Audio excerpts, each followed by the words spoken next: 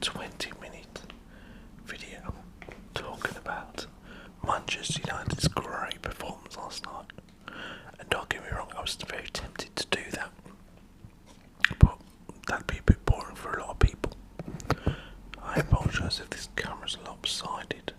It looks like it is. Oh well. Now I thought what I would do today is a sports recap of the weekend of different sports. We had some really big stuff happen from Saturday to Monday. From the boxing to UFC and football. They're the sports I cover, so that is what I want to talk about today. I don't really cover boxing, but I did watch more than half of the AJ Usyk fight. How, I will tell you shortly. So anyway, let's get on with it. So yeah, let's get into the football first off. Or not, or should we do the boxing? Well, let's do the boxing. So we had AJ against Usyk. So we had AJ v Usyk, and as we all know, this is Anthony Joshua, who lost his titles twice now. Yet if you believe his manager Eddie Hearn, he is still one of the best in the world. And we were meant to be quite chuffed that he could become a three-time champion. Now I heard something, it was years ago now, it was to do with wrestling, WWE. And obviously that is preordained, who is going to win, who is going to lose, etc. But I think it was like, there was talking of I think it was in relation to Triple H or Ric Flair or somebody. And it was about how they were like a 15 or 16 time champion. And then what somebody said was, that's fine, but that means to be a 16 time champion, you lost the title 15 times. And it's quite relevant to this with AJ. If AJ was to become a 3-time champion, that's because he lost his championship twice, which one of the best in the world wouldn't do. And you don't lose your title to Andy Ruiz. The Usyk loss I can get because we see how good he was on Saturday. So the last big fight we ordered on the TV was the Tyson Fury Dillian White fight. Round a bit. I refused to pay £25 to £30 to watch a boxing fight. Won't do it. I don't pay for UFC. I get free through BT. If Conor McGregor's fighting and they're charging for it, I don't pay for it.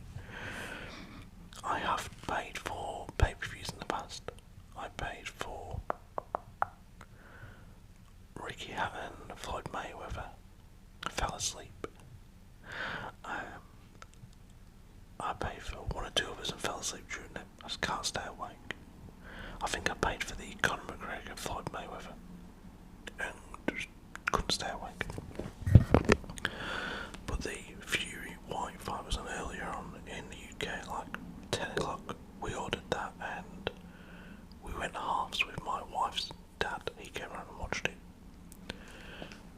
So when this fight was on the weekend, AJ Usyk, I wasn't prepared to pay 25 to 30 quid to watch that, when I already had it in my head that AJ loses the fight, the rematch.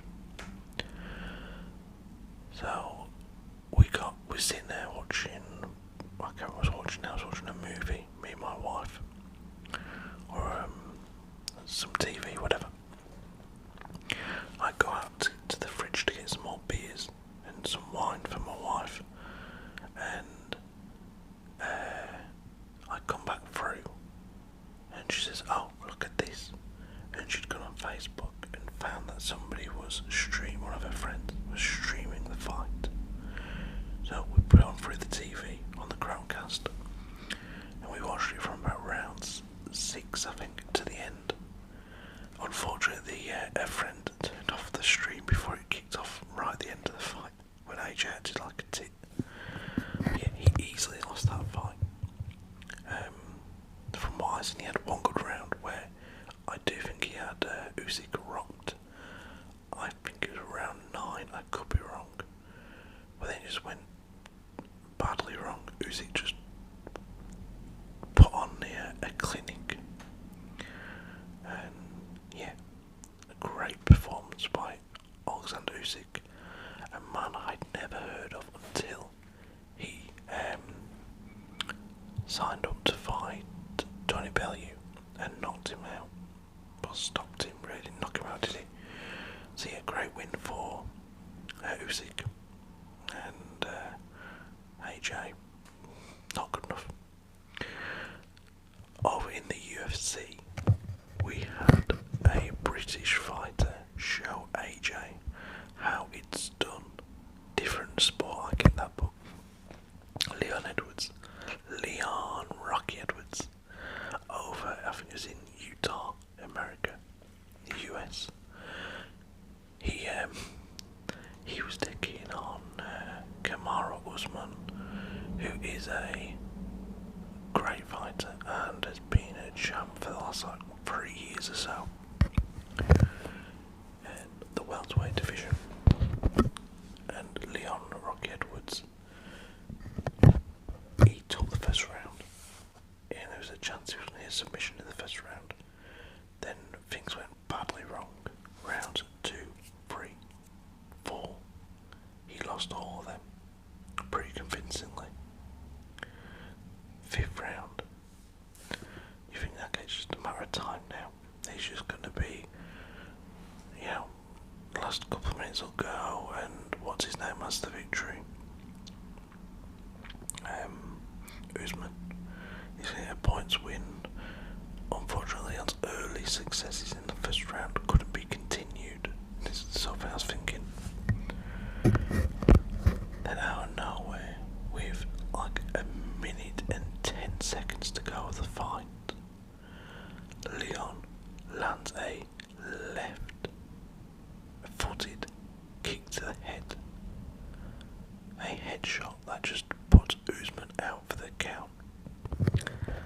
No one's seen it coming, let alone Usman.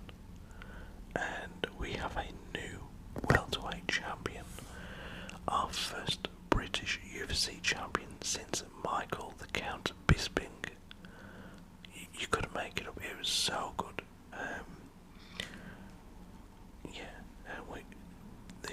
England, Britain, however you want to put it, has something to cheer for in over the weekend in the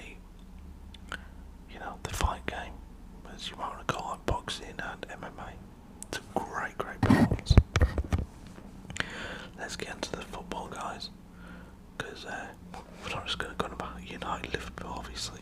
Wouldn't do that, would I? For the next 10-15 minutes. No, we're going to talk about, we're just going to look at all the results from the Premier League this weekend. So, we didn't have any games on Friday, did we, in the Prem? Nope. Saturday we did, obviously. So I watched the Tottenham Wolves game. I missed so Friday night I had a drink. Saturday morning I woke up with the worst headache ever. I thought it was a hangover. It's some sort of migraine. It knocked me for 6. Like all day I was just not good until the evening. And we had Tottenham against Wolves at lunchtime on Saturday. Tottenham won that one 1-0 through Harry Kane in the 64th minute. Wolves did alright early on. Tottenham were not in that game at all. And it took them a long time to get going, really. I do have concerns about game time for some players. Like we brought Tottenham, not we, but they're my second team, Tottenham are. They brought in a few players, so Perisic, he started. Jed Spence, yet to play. Bizuma came off the bench, and Richarlison came off the bench very late on. assuming they're going to want game time. And also, Jed Spence. I mean, Royale didn't let us down. Maybe Spencer's going to bide his time and realise that he's one for the future. I hope Dante trusts him now. We had Palace 3, Villa 1.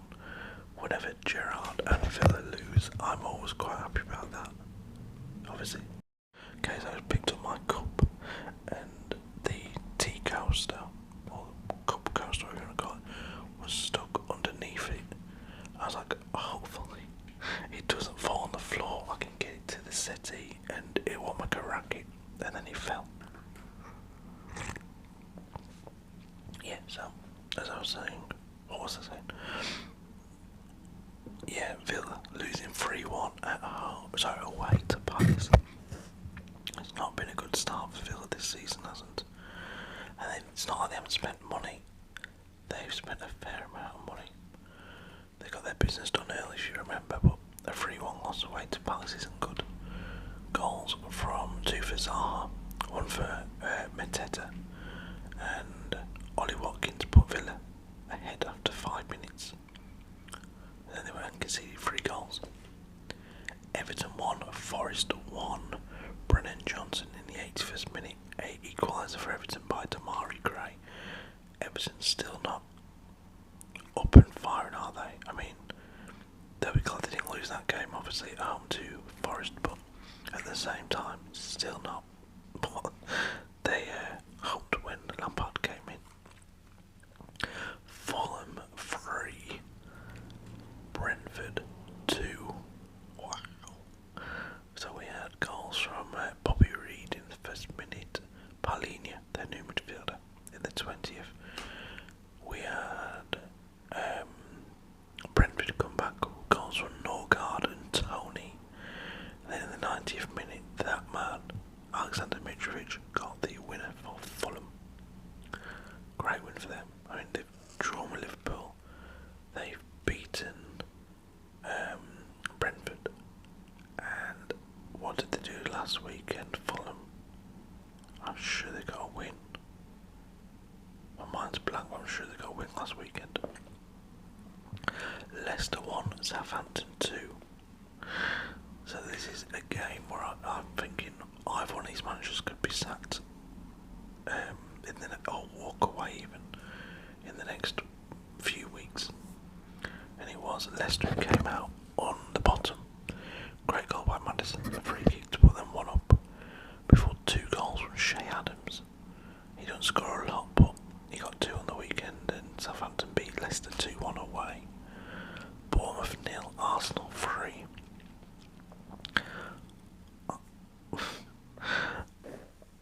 I have to just hold my hands up. Arsenal are a decent team this season. 2 goals for Odegaard in the first 12 minutes. And then William Saliba in the 54th minute with a great goal. Bloody brilliant goal. Bournemouth, I think they'll be the bottom side in the league this season, Bournemouth. I don't think they've strengthened anywhere near enough. Nowhere near enough. Nowhere near as much as Forest and Fulham have. I just think they're really going to struggle this season. Sunday with Leeds 3, Chelsea 0. What the hell happened, Chelsea? I watched most of this game and I could not believe what I was seeing. Aronson, Rodrigo and Jack Harrison. Koulibaly sent off for Chelsea. 3-0. Whoa. West Ham still without a win, losing out to Brighton 2-0. McAllister with a penalty, and then Trossard, who's one of my favourite players outside of the top 6, with a goal for Brighton. And then what turned out to be a brilliant game. So me and the missus was watching Alien, the Ridley Scott film, in the afternoon, and we both fell asleep. And she said, look, you know, if you want to put the football on for a bit, you can do. I'll have a nap. Our daughter was making everyone Sunday dinner, so happy days. So I put the Newcastle Man City game on. I was in the first half. What an exciting game of football.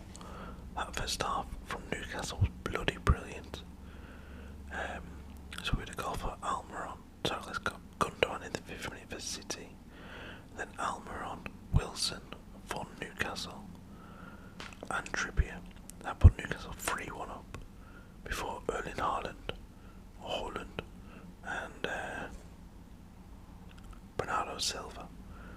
Got them back on level terms. But that first half was pretty brilliant from Newcastle. Then last night, the only game that counts really over the weekend, we had Man United against Liverpool.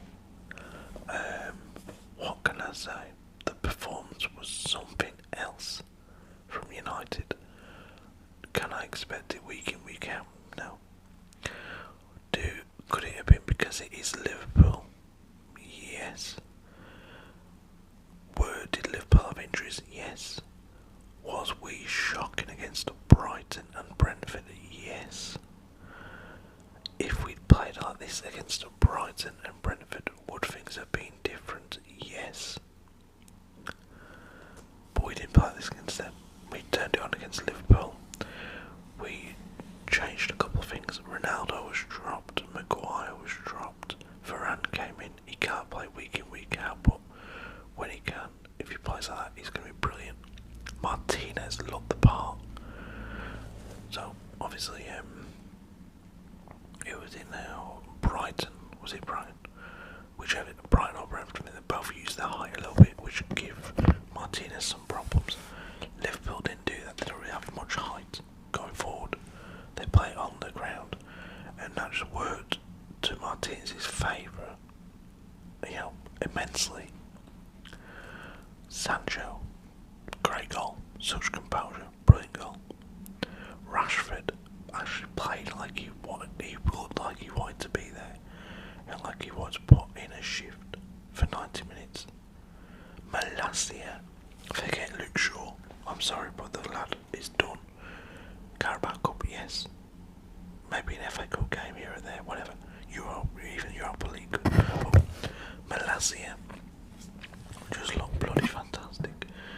I'm not saying he can do it week in, week out, but to do it against Mo Salah and Alexander-Arnold down the right hand side, Malacia's left, I was like really, really impressed.